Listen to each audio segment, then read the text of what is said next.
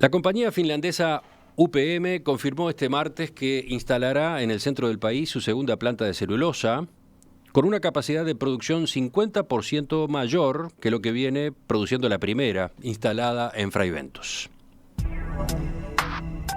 Sumando las instalaciones a construir en la zona de Pueblo Centenario y en el puerto de Montevideo, el costo del proyecto supera los $3.000 millones. Es la mayor inversión extranjera en la historia del Uruguay, pero también la mayor inversión desarrollada por la compañía desde su fundación. La expectativa es grande por el impacto en la economía y en la generación de puestos de trabajo. Al mismo tiempo, sectores de la población advierten y protestan por las consecuencias de tipo ambiental de un proyecto de esta envergadura.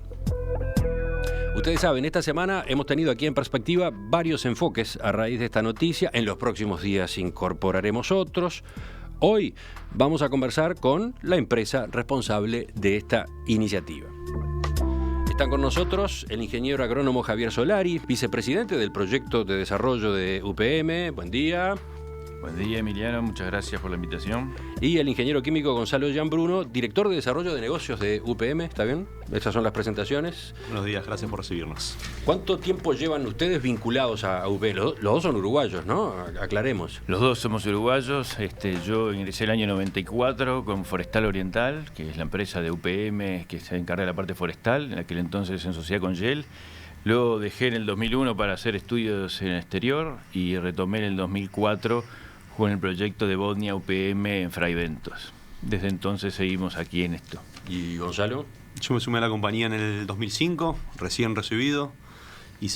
Fui parte del proyecto de Fray Bentos y del arranque de la planta. Después me trasladé a Helsinki. Estuve en Helsinki como director de recursos humanos para el negocio. Un pasaje breve por Estados Unidos y de retorno acá en Uruguay para el proyecto. Bueno, preguntas como se imaginan, hay unas cuantas. Seguramente no van a entrar todas hoy. Tendremos para otros encuentros. Pero vamos primero a lo básico. ¿Por qué se eligió Uruguay para implantar la mayor inversión de UPM en su historia? Así se la ha presentado. La empresa ha estado y está mirando oportunidades en todas partes del mundo. Y claramente Uruguay tiene la ventaja primero de que tenemos 30 años de experiencia en el país. Tiene un marco de estabilidad político y económico que ha fomentado la política de Estado relacionada a la forestación y complementa muy bien el portafolio de productos que estamos ofreciendo a nivel de celulosa, lo que llamamos multifibra.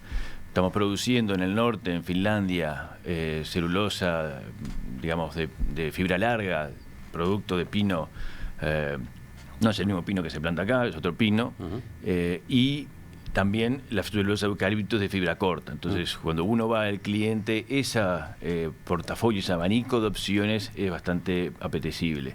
Entonces, estamos complementando el producto multifibra y nuestro conocimiento con Uruguay claramente nos ha permitido poder estar entreteniendo una opción que además la tuvimos que redondear para que fuera competitiva.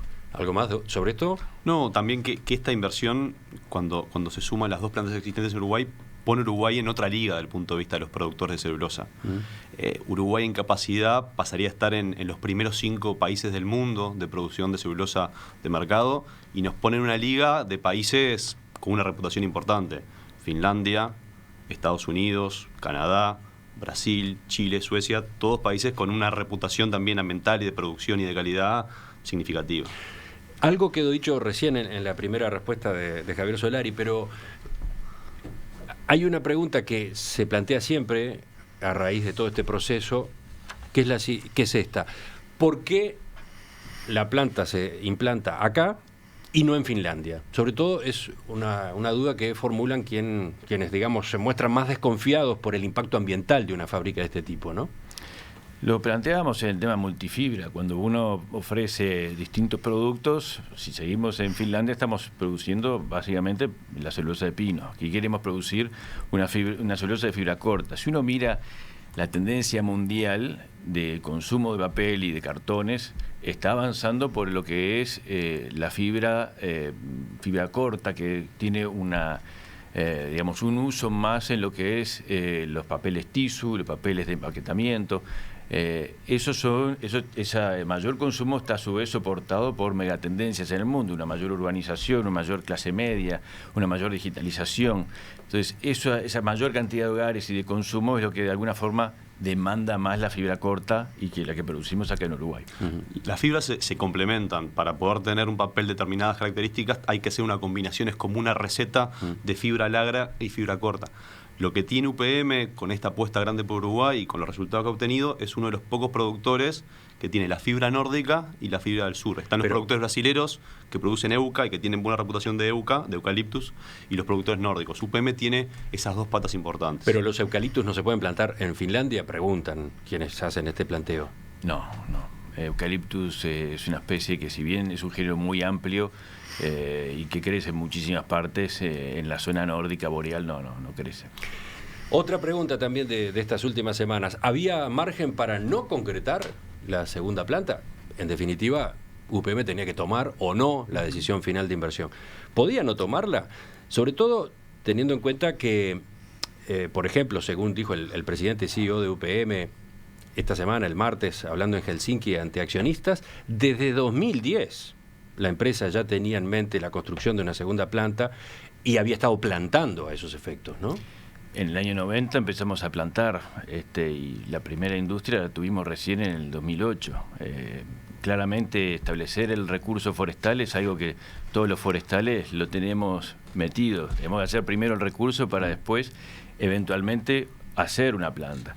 Sí, sin duda que sea. ¿Qué otro destino podría haber tenido la producción de eucalipto en caso de que ustedes decidieran no hacer esta planta de celulosa? Y bueno, no estaba pautado exactamente cuál podía ser otro destino. La empresa está investigando muchas oportunidades de desarrollo con alta tecnología en función de biología, de madera, de biomasa. Pero claramente en este caso en particular pensábamos que podíamos tener un marco en el cual podíamos seguir creciendo con celulosa. Pero insisto en el punto, uno puede invertir en el recurso forestal, pero hacer la planta de celulosa implica un compromiso mucho mayor, no solo desde el punto de vista de lo que es la inversión en la planta, lo que es la inversión en la logística, los compromisos que va asumiendo para materiales rodantes, para transportes, sino también los compromisos que adquiere con una comunidad, con una población que sabemos que son comunidades rurales que tienen otro grado de vulnerabilidad frente a los vaivenes económicos. Sí, ¿algo más de esto? No, que en lo personal también a los dos nos ha tocado como parte de UPM ser parte de algo que todas las compañías hacen, que es una exploración continua de distintos lugares donde puede haber oportunidad de crecimiento. Y eso es algo continuo que se hace a lo largo de los años, donde se arrancan visiones, conceptos que pueden madurar, y bueno, quizás acá más en lo personal, la satisfacción de que donde se haya concretado haya sido acá en Uruguay para nosotros. No, pero como en definitiva no estaba resuelto obviamente que se hacía, y como estuvo toda la negociación con el gobierno uruguayo en pos de determinadas condiciones, determinadas facilidades, hay quienes dicen, bueno, UPM estaba atrapada, UPM tenía que resolver la planta. No, el gobierno pudo haberse manejado con más comodidad en esas negociaciones. Insisto en el punto de que uno hace la actividad forestal y podemos llamarle como un costo hundido, pero hacer una inversión grande en una planta es un compromiso bastante mayor económicamente y bastante mayor en lo que es la responsabilidad que se asume. Y para poder asumir esa responsabilidad en forma correcta, tenemos que tener los prerequisitos que fueron parte de todo exploración que hemos hecho en buscar las soluciones para poder desarrollar este proyecto donde se emplaza, porque no es cualquier lugar donde se emplaza. Tenemos un nivel socioeconómico y de infraestructura bastante menor a lo que es la media del país. ¿Tenía que ser ahí esta planta? ¿Tenía que ser sobre el Río Negro en Durazno? La definición del lugar es una combinación de muchos factores, desde disponibilidad de agua, disponibilidad de la infraestructura, disponibilidad de salida, recursos humanos, esa combinación de factores, cercanía a las plantaciones, todo eso dio, en esos 8 grupos de trabajo que se establecieron para poder estudiar, dio como claridad que la ubicación más buena hoy era Paso de los Toros. Y Paso de los Toros requería, por ejemplo, el ferrocarril para llegar al puerto de Montevideo, por ejemplo. Y bueno, tenemos una situación que si miramos las otras dos proyectos en el país, tenemos una coincidencia en el espacio de la planta y el puerto. En este caso los disociamos, los separamos 300 kilómetros. Y la logística de la celulosa es una logística caliente. Requerimos, una vez que se produce la celulosa no se guarda al aire libre, se guarda en lugares cerrados, por lo cual tenemos que hacer una cadena que pueda llegar directamente al cliente, ya sea en Europa o en China. Ustedes han dicho que la planta que se construye utilizará una tecnología superior a la de la fábrica de Fraiventos. ¿En qué, por ejemplo, en qué se refleja ese cambio? En un montón de dimensiones. UPM tiene más de 100 años de trayectoria en lo que es celulosa, en lo que es papel, y nosotros somos parte del desarrollo de esa tecnología. Es una tecnología madura, pero que va incrementalmente mejorando en un montón de dimensiones. Quizás citar lo que es el consumo de agua, quizás citar lo que es la recuperación, la eficiencia energética. Esas son dimensiones en donde la empresa, y particularmente los técnicos uruguayos, que 12 años atrás eran novatos en el tema celulosa, en la tecnología, y hoy incorporan y mejoran y han patentado y han diseñado tecnología, han tenido un liderazgo fantástico. ¿En qué fecha se proyecta alcanzar el pico de producción, ese de 2,1 millones de toneladas? Buena pregunta. La planta va a estar operando en la mitad del 2022 y normalmente se piensa que en los siguientes medio año es donde uno puede llegar a un año a estar produciendo la capacidad nominal, que no es ese 2.1, sino estar muy cerca de eso. ¿Cómo es eso? La capacidad nominal es, hoy hablábamos, ¿no? Sí. Fraiventos tiene una capacidad nominal de 1.1 y está produciendo 1.3. O sea que en un periodo de 2 o 3 años llegó a producir 1.3. Aspiramos a que el 2.1 pueda estar en ese periodo. ¿Cuántas personas van a trabajar en la fábrica? ¿Cuántas en las instalaciones conexas cuando ya se haya ingresado en la fase operativa, en la de actividad de la fábrica? La planta va a estar, cuando esté operando, y yo quiero hacer un apunte, la planta es la punta del iceberg, es decir, atrás de eso hay una forestación, hay una actividad que se genera en diversas comunidades rurales donde se están plantando, se cosechan, se transportan, se vuelve a plantar. Ese ciclo que hoy tenemos en Fraiventos va a incluir unas 4.000 personas. A esos actividades directas se empieza a incorporar también lo que son actividades de servicio, de estaciones de servicios, de talleres mecánicos, lo que puedan ser alojamientos o servicios de alimentación, o lo que pueden ser servicios profesionales para atendimiento de las personas, que se estiman en unas 6.000 personas adicionales. O sea que toda la cadena, todo ese gran iceberg, son unas 10.000 personas. Pero están contando, por ejemplo, comercios que se abran en Pueblo Centenario o en Paso de los Toros. No solo empresas vinculadas estrictamente a la cadena de la celulosa. Exacto, en los 6.000 puestos de trabajo son esos comercios a los cuales usted se refería. Más preguntas a propósito de números, características del proyecto. La celulosa va a ser transportada en tren desde Durazno hasta el puerto de Montevideo, a través de este proyecto, de esta vía férrea, el ferrocarril central, que está en etapa de construcción. En ese proyecto, UPM tiene reservadas 7 frecuencias para la empresa. ¿Desde el arranque se las va a estar utilizando? ¿Cómo es eso? Bueno, eso va a depender un poco de cómo esté el nivel de producción, lo que hablábamos hace un rato, de cuando llega a su capacidad máxima. También va a depender de cómo el tren se desempeña, porque hasta ahora estamos desarrollando un tren, tratando de poder incorporar esta tecnología nueva, y vamos a tener algún tema de aprendizaje, de curva de aprendizaje. Por lo cual las frecuencias al principio quizás se puedan utilizar más o sea, con menos frecuencia, que más posteriormente. Lo que es importante marcar es que en Progreso, hacía 50 años, 40 años atrás, pasaban 50 trenes. O sea, no estamos hablando Progreso Canelones. Progreso Canelones, estamos hablando de que teníamos 50 trenes por día. Ahora son frecuencias relativamente bajas. El tren que se proyecta es un tren bastante eficiente, moderno, seguro. Estamos hablando de que tiene una velocidad mucho mayor, por lo cual la productividad es mayor y no tenemos que pasar tantas veces. Estamos hablando de que tiene un largo mayor. Tenemos una optimización a través de sistemas de computación, por lo cual podemos, siendo una vía única, planificar mejor cómo son esos cruces de trenes para que la vía tenga una mayor capacidad. Todo eso va a redundar en que tenga una capacidad significativamente superior la vía de la que se proyecta. Y lo último, para cerrar esta parte del cuadro, la celulosa llega a Montevideo, al puerto de Montevideo, a la terminal especializada que empieza a construirse ahora. Ayer se firmó el contrato de concesión. ¿Por qué es necesaria una infraestructura especial en el puerto de Montevideo?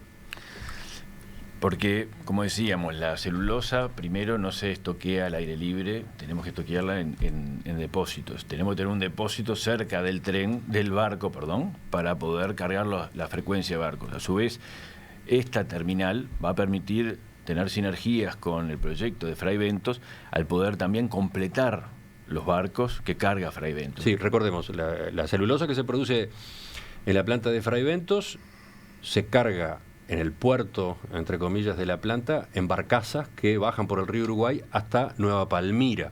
En Nueva Palmira hay una terminal especializada en celulosa en la que llegan los barcos de gran porte que terminan llevándose la carga. Entonces, ¿cómo va a funcionar ahora la sinergia con aquella otra operativa? Claro, los barcos que llegan a Palmira, por una restricción de calado, son completados en un 50%.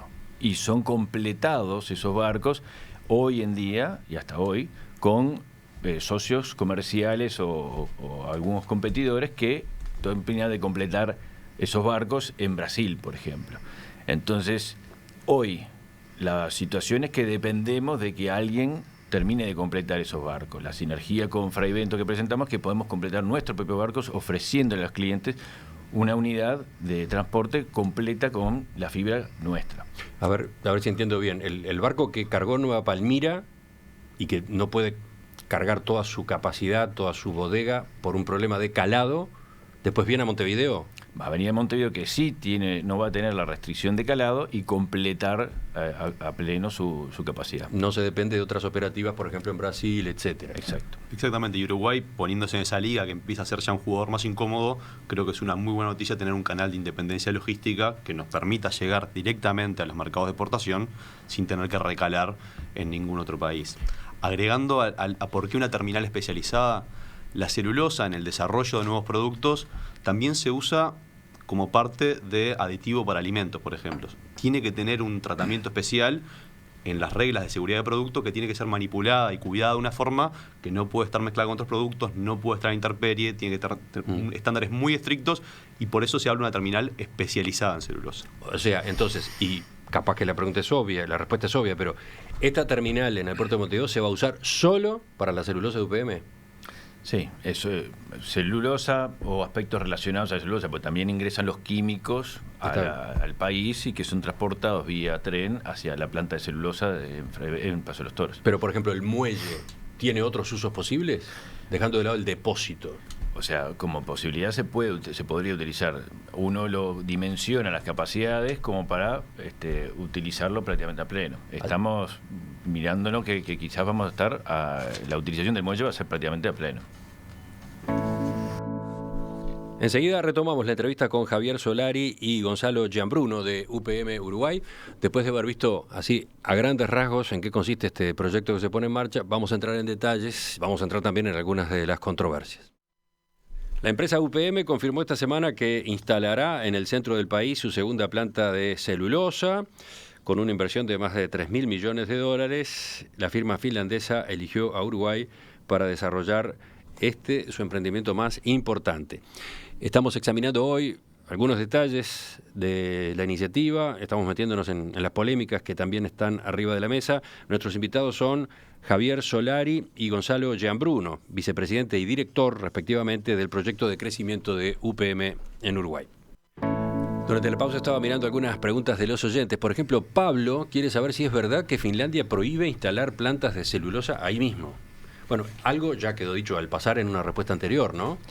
Sí, que se están construyendo plantas. Se abrió una hace un año, ¿no? En Ekoski, y hay otros 2 proyectos más que están en proceso de desarrollo. Y las plantas de UPM están en constante desarrollo. La capacidad de producción de UPM en Finlandia ha crecido significativamente en estos años, renovando plantas que tienen décadas, llevándolos al mismo nivel de tecnología de las plantas de Uruguay. Después hay oyentes sorprendidos, como por ejemplo Jorge, por esta referencia que ustedes hicieron recién a la celulosa como complemento alimenticio. Algo apareció también en este sentido en la entrevista que hicimos esta semana con el director del OPP, Álvaro García, en cuanto a que la celulosa hoy empieza a tener, o está la posibilidad de que tenga otros usos, más allá del papel, el cartón, etcétera? La celulosa tiene muchísimos usos en cosmética, en alimentación, sobre todo en esto de tener hábitos de vida saludable, pues un feeling bastante inerte, pero también está lo otro que se hablaba de lo que puede llegar a velar, pueda venir, y que está en vías de investigación y desarrollo, donde se empieza a velar de investigación en tomar esto, lo que es una producción sostenible en base a fibras naturales para distintos usos. Por ejemplo, sustitución de plásticos, eso mencionaba el contador García. Hablaba de nanocelulosa, habló de, bioplásticos, están activizando, quizás pueda ampliar un poquito más el ingeniero químico, pero en principio la cantidad de usos y aplicaciones empieza a ser muy variada. Y sobre todo estamos en una etapa muy exploratoria, donde empiezan a investigarse y a ver de qué forma se pueden utilizar esas fibras, esas nanofibras, en toda nuestra vida diaria. Sí, se llega a nivel molecular a moléculas que pueden ser desarrolladas en muchas direcciones. Por ejemplo, en el uso también de reforzamiento de concreto, como decíamos, sustitución de plástico, materiales acústicos y todo lo que son los productos higiénicos. Hay unas características de la fibra que no pueden ser sustituidas, y en las tendencias globales de envejecimiento y de crecimiento y desarrollo de la clase media, todo lo que son los papeles y los desarrollos que tienen propiedades de suavidad y de absorbencia también son bien interesantes. ¿Y estas posibilidades están previstas en el proyecto de la segunda planta, que tiene por delante décadas de actividad? Como decía, estamos en la fase más bien de investigación, de exploración, para que después de ahí poder desarrollarlo como una unidad de negocio. Pero también hay que pensar que nosotros estamos... El contador García tenía la expectativa de que hubiera investigación en Uruguay, desarrollada en Uruguay en esta materia, para que después se aplicara en esta planta. Esas investigaciones todavía están muy incipientes y se están avanzando. Claro, cuando el gobierno hace toma una visión como la que toma la OPP, es una visión que va hasta el 2050. Uh-huh. Fuimos parte también de muchos de esas conversaciones. Claramente es una visión de largo plazo. Bueno, pero lo que es claro que Uruguay, teniendo este conocimiento en celulosa, está en una posición privilegiada, porque es a partir de la celulosa que se desarrollan todos esos productos. O sea que hay un campo fértil para poder avanzar en esa dirección. Bueno, vayamos a algunos de los temas que se han estado discutiendo esta semana después de la noticia del martes. Por ejemplo, la cláusula 4222. Recordemos, el 15 de julio se firmó entre el Estado y la empresa un acuerdo complementario del contrato ROU-UPM de noviembre de 2017. En este contrato complementario se profundizó en algunos aspectos y se incluyó 3 hipótesis en las cuales el contrato de inversión puede finalizar a partir de ahora. 3 hipótesis. 1, finalización que resuelve Uruguay por incumplimiento de UPM. 2, finalización que resuelve UPM por incumplimiento de Uruguay. Y 3, y esta es la que ha generado más polémica, finalización que resuelve UPM simplemente por conveniencia. Es la 4222. Esa es la cláusula 422. Dice, UPM podrá emitir una notificación por escrito de finalización del contrato de inversión por razones de conveniencia y a su entera discreción. Solo puede hacerlo si comunica su intención por escrito con un preaviso no menor a 1 año. Esto fue denunciado por algunos abogados, uno de ellos Wenir Sartú, que integra el movimiento UPM 2 No. ¿Cuál es el motivo de una disposición así?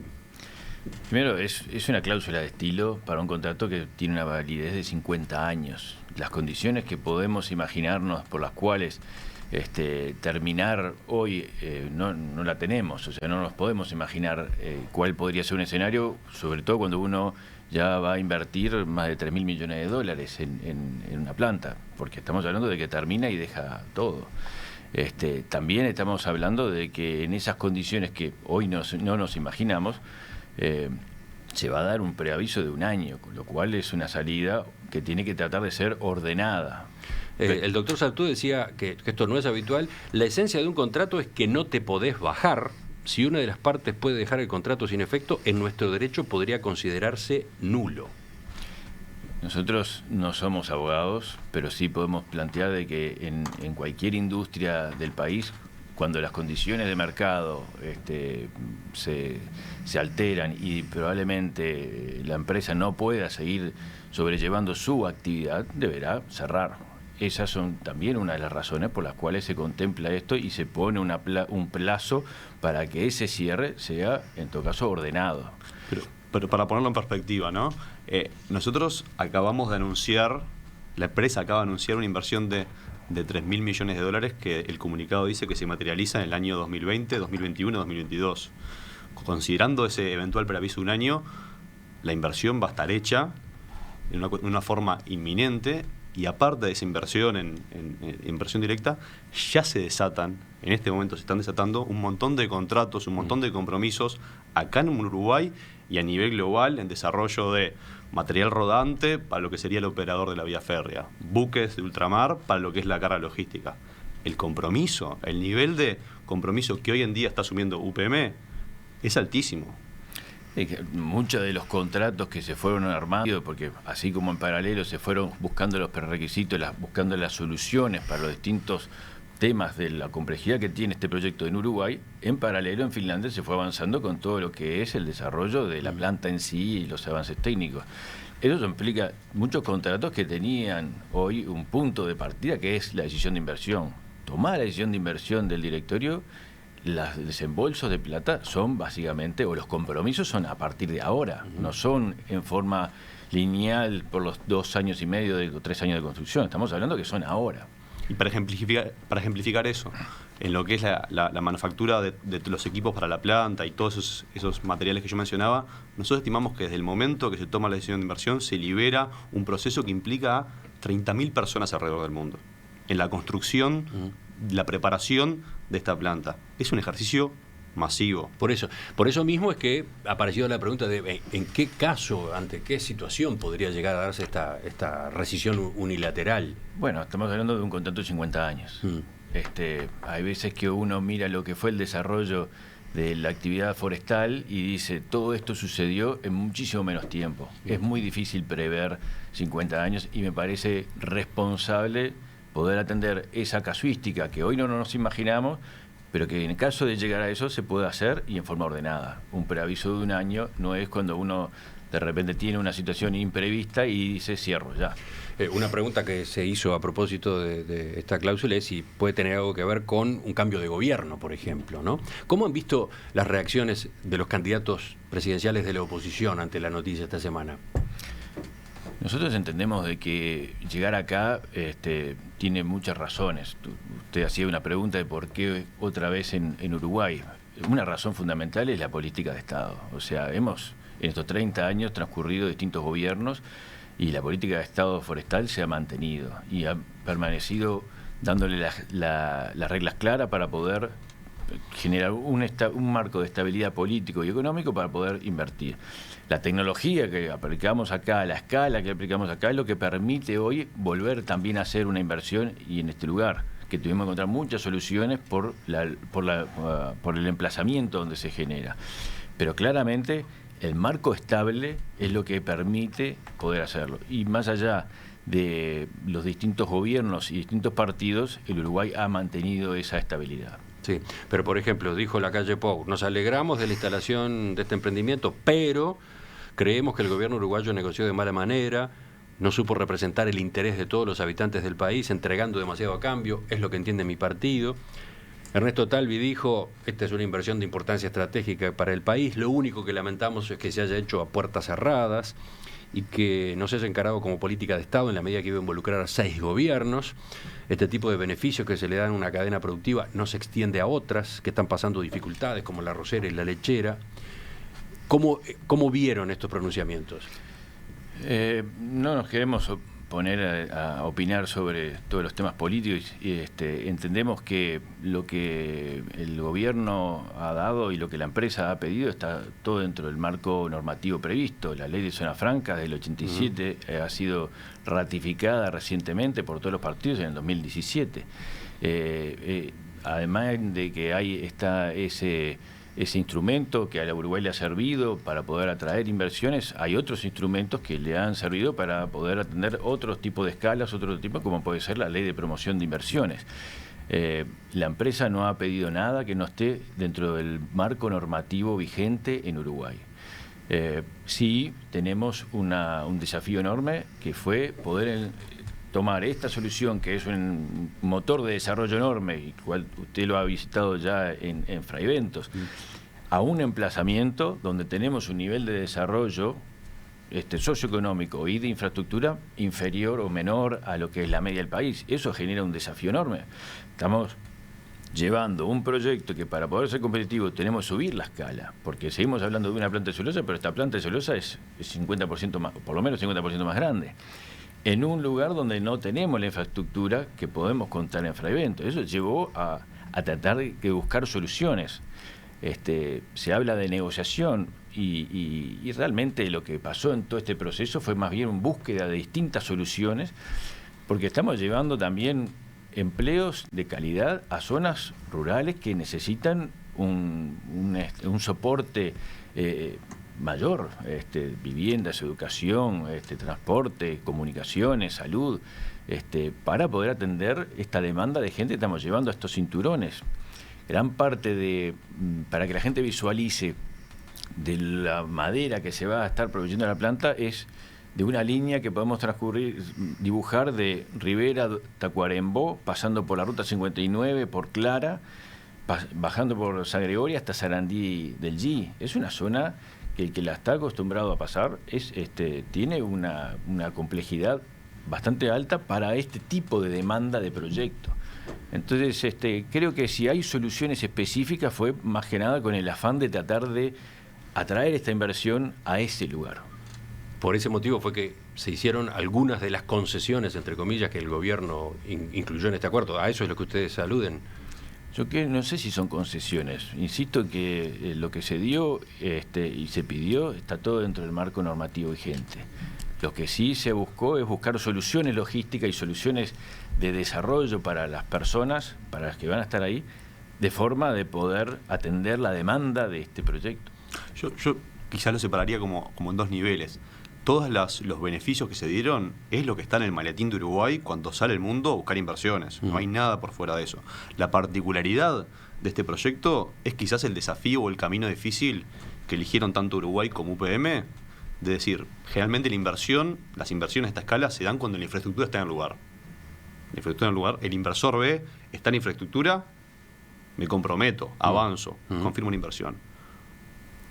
Uruguay decidió avanzar en planificar y en comenzar infraestructura sin tener una inversión confirmada.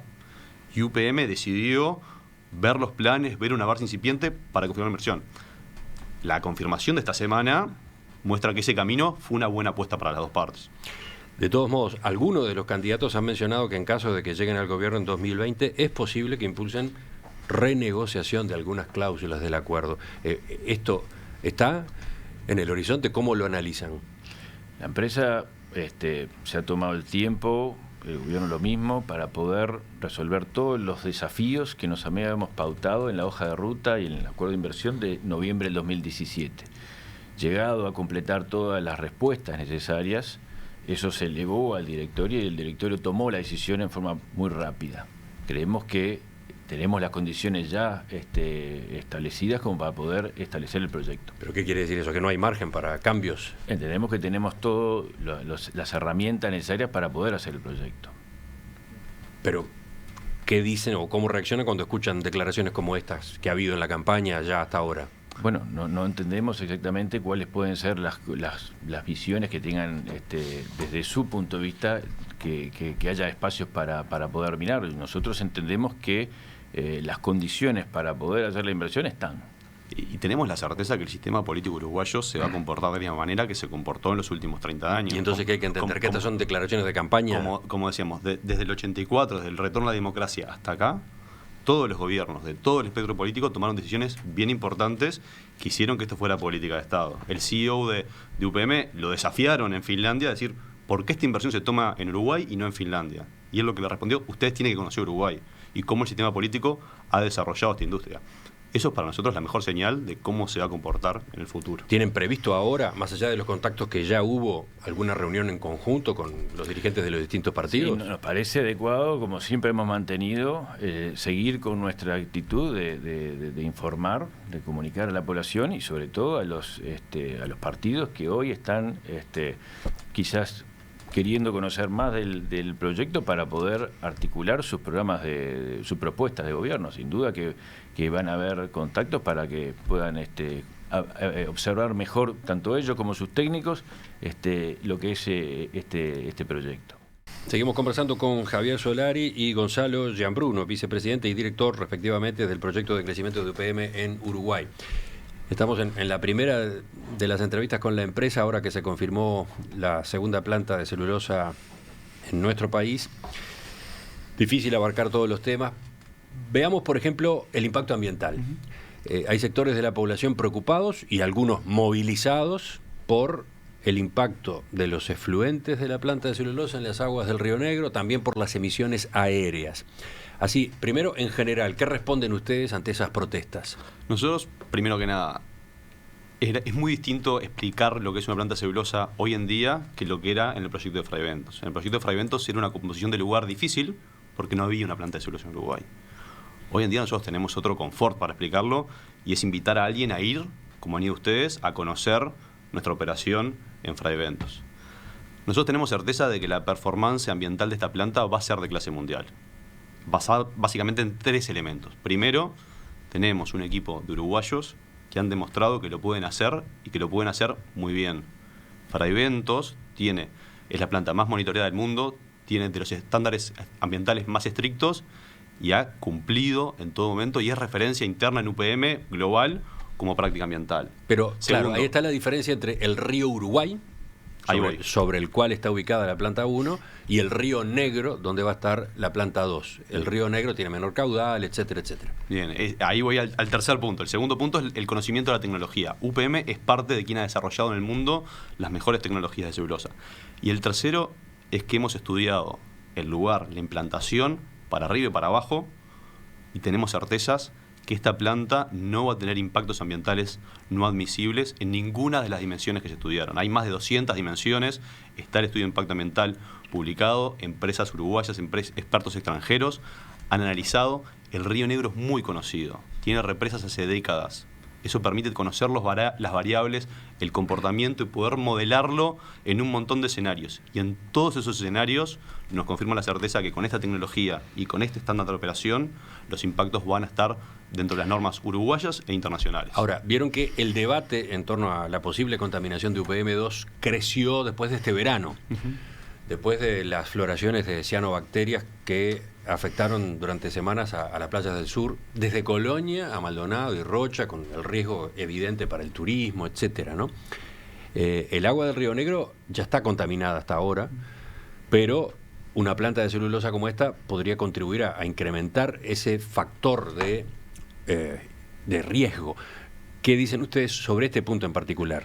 El Río Negro, más allá de decir que está contaminado, es un río en general saludable, pero tiene una contaminación, una dificultad en un factor, que es la concentración de nutrientes, que son lo que genera las condiciones de eutrofización, que es lo que, combinado un alto nivel de nutrientes, nitrógeno y fósforo, con condiciones de bajo caudal en algunos momentos y altas temperaturas, puede generar floraciones algales.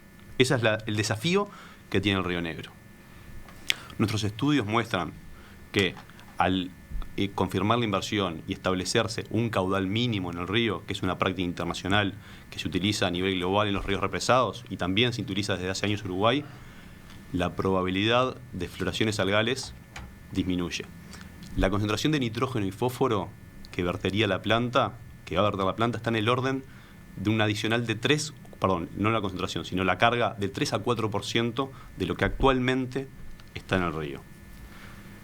El enfoque de UPM en este tema es, nosotros queremos solucionar, apuntar a desarrollar el río en esa dimensión, pero nos tenemos que enfocar en el 100% que está ahora.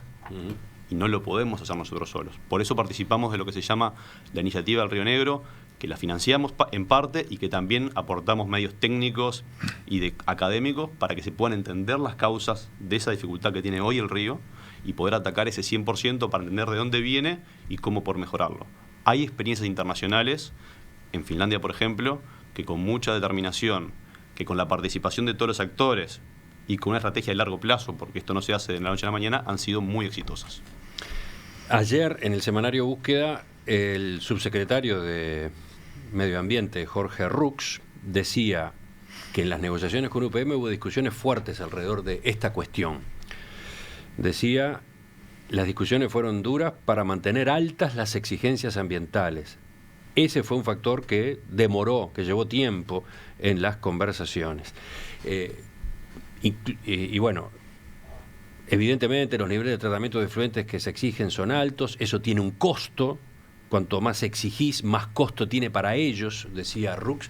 Efectivamente, ¿ustedes han tenido que aceptar un costo mayor en esta materia? No solo es un tema de costo, es un tema también de estar seguro de que la tecnología es capaz de poder ser cumplible todo el tiempo. Esa es un poco la responsabilidad que tenemos que asumir. Es una planta importante y uno no tiene que mirar solo los niveles promedios, tiene que mirar qué puede suceder en la casuística cuando las situaciones a veces se van de control. Y si la tecnología nos deja cierta incertidumbre, no podríamos estar acá aceptando esos niveles. Creo que si llegamos a este acuerdo es porque nos sentimos cómodos con la tecnología que podemos hablar y con los niveles de exigencia, sin desconocer que es un nivel de exigencia altísimo a nivel mundial. Sí, eso resaltarlo. Cuando se emite la autorización ambiental previa, que ya marca los niveles, los permisos, es sin duda la planta que tiene estándares más estrictos en el mundo. Y es una cuestión de responsabilidad de UPM estar seguro que podemos cumplir con esos estándares. Varios de estos temas dan para mucho más. Estamos haciendo una recorrida de asuntos que en estos días han estado en el debate. Profundizaremos en ellos. Termino preguntándoles por relaciones laborales y lo más sensible, prevención de conflictos, eventuales ocupaciones, piquetes. La necesidad de regular estos aspectos aparecía como una exigencia de UPM en el contrato ROU-UPM del año 2017. ¿Cómo vieron la solución que se encontró, la que se plasmó en este decreto firmado el 15 de julio por el Poder Ejecutivo? Nosotros estamos satisfechos con esa herramienta. No integra nuevos principios, nada que no estuviera en la forma de trabajo o en la regulación uruguaya, pero sí los concentra y los hace únicos para ese sitio, específicos para ahí, con la presencia de una oficina que es quien maneja ese proceso. Milton Castellano, del Instituto Cuesta Duarte, del PIT-CNT, decía esta semana cuando lo entrevistábamos, UPM no consiguió nada nuevo, aceptó las reglas laborales del Uruguay. Nosotros desde el principio, y en el acuerdo marco que firmamos con PIT-CNT, la UNRWA, el ZUNCA, Cámara de Construcción, Cámara Metalúrgica, el gobierno y nosotros, fuimos muy claros que nosotros queríamos evitar llegar a medidas que hacían daño a todas las partes mediante la gestión, el manejo de los conflictos. Nunca negamos que íbamos a tener conflictos, nunca negamos o pretendimos cambiar los derechos de los trabajadores, pero sí asegurarnos que podemos, en una obra que tiene unas características particulares, manejarlos de una forma que la bola de nieve no se cree, no pasar de 0 a 100 y no llegar a esas medidas que mencionaba, que son, y sabemos, que son perjudiciales para todas las partes. Ayer entrevisté al doctor Juan Razo, catedrático de grado 5 de Derecho del Trabajo en la Universidad de la República, y él empezó con una afirmación muy contundente. Desde la opinión de un técnico, de un especialista, para mí es el texto más interesante que haya aprobado el Uruguay desde el siglo XX hasta ahora. ¿Ustedes tienen esa misma impresión? ¿Ustedes lo ubican de esa forma? Tú empezó diciendo desde el punto de vista técnico. Claro, ustedes no son técnicos. Nosotros somos pragmáticos y tratamos de evitar los conflictos, entendiendo de que los conflictos siempre van a existir, porque en las relaciones humanas siempre entendemos distintas cosas desde nuestras perspectivas y creemos que lo que tenemos que evitar es el escalamiento. Ese es el punto que hay que evitar. No, los derechos, el Uruguay tiene buena legislación en todos los temas y muy comprensiva. Lo que necesitamos tener es evitar los escalamientos que generen en conflictos muy grandes. Y en conjunto con eso, la otra parte de lo laboral que quiero resaltar es el trabajo de lo que se ha llamado los protocolos, los estándares de trabajo. Porque las relaciones laborales tienen mucho de expectativas asimétricas. Y acá lo que se ha hecho es una planificación muy seria para saber con antelación qué es lo que va a pasar, cómo va a pasar y cada una de las partes qué es lo que tiene que esperar y qué es lo que tiene que planificar. Esa fórmula que se prevé, la de la instalación en la obra o en el entorno de la obra de oficinas de la Inspección General del Trabajo y de la Dirección Nacional del Trabajo para actuar de oficio o para actuar a demanda, ¿es un punto clave? Es un punto bien importante porque esa oficina tienen que ser quienes gestionen este proceso ordenado de escalamiento y quienes garanticen los derechos de todos los que están involucrados en esa obra, que se tiene una multiplicidad de culturas, de contratistas y de formas de trabajo. Si me permite, imagínese una persona que dice, no sé si me pagaron bien, que puede ir a la DINATRA y conversarlo inmediatamente para ver y resolver eso. Si no, de repente la soledad empieza a generar su propio escalamiento. O cuando hay un conflicto, que venga la Inspección de Trabajo y pueda decir, a ver, cómo podemos encarar. Para una obra de esta magnitud, con 6.000 personas allá adentro, es muy importante esa presencia. Inmediatez. Javier Solari, Gonzalo Gianbruno, vicepresidente, director respectivamente del proyecto de crecimiento de UPM en Uruguay. Les agradezco la visita esta mañana y esta serie de respuestas, pero tenemos que seguir conversando. Tendremos que estar en la obra, conoceremos más de cerca todo este proceso, así que en cualquier momento volvemos a encontrarnos. El agradecido somos nosotros y la invitación obviamente queda pendiente. Ya seguimos observando el Uruguay y el mundo en perspectiva.